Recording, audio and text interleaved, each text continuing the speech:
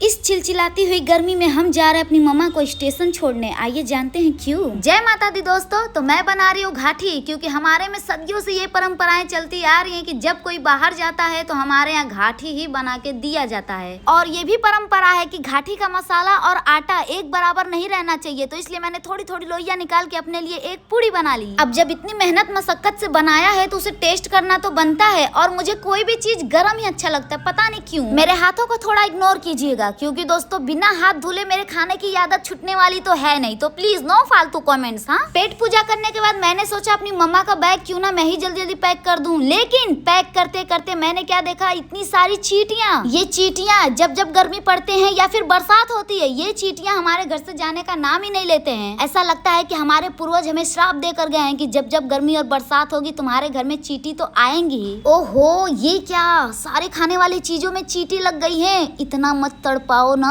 कि हमारी चीजें ही खराब हो जाएं, हमें खाने का अवसर ही ना प्राप्त हो। तो हम भी कम नहीं है, कोई चीज वेस्ट नहीं जाने देते हैं, इसलिए हमने धूप में दिखाया, चींटी को भगाया और सारी चीजों को हमने फिर से पैक कर दिया। मेरी पकड़ पकड़ सुन सुन के आप लोग भी यही सोच रहे होंगे ना कि आखिर ये बताएगी कब कि इसकी मम्मा जा कहाँ रही है। तो मेरी मम्मा जा रही है मायके, अपने नहीं, मेरी भाभी के। यहाँ पर गाड़ी रखने के लिए जगह ही नहीं थी, और वहाँ पे रिकवरी गाड़ी बार बार आ रही थी, गाड़ियाँ भर भर के लेके जा रही थी, इसलिए हमारे कैमरामैन टेंशन में थे कि हम अपनी गाड़ी रखे तो रखे कहाँ। तो अब हम स्टेशन के अंदर आ चुके हैं, लेकिन अंदर आते ही मैंने क्या देखा, इतनी सारी पब्लिक देखते ही मेरे सर चकराने लगे, क्योंकि दोस्तों ट्रेन आने में अभी 1 घंटा था और हम 1 घंटे पहले ही आ चुके थे। जिसका मुझे था इंतजार वो ट्रेन आ गई,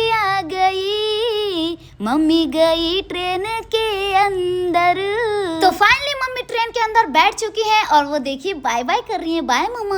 मम्मी तो गई भाभी को लेने, अब हम चलते हैं अपने घर। और यहाँ पर हमने गाड़ी किसी दुकान पे रखा था, वो भी 20 रुपए में, कि हमारा गाड़ी ध्यान दीजिएगा। गर्मी इतनी ज्यादा थी कि हमें लगी थी प्यास, इसलिए हम पीने जा रहे हैं शिकंजी। और ये शिकंजी मैं मेरी लाइफ में पहली बार पी रही हूँ। घर आने के बाद मैंने देखा ये चंगू मंगू दोनों कपड़े धुल रहे हैं। इन लोगों को जब पढ़ना लिखना रहता नहीं है तो यही काम ही करते हैं।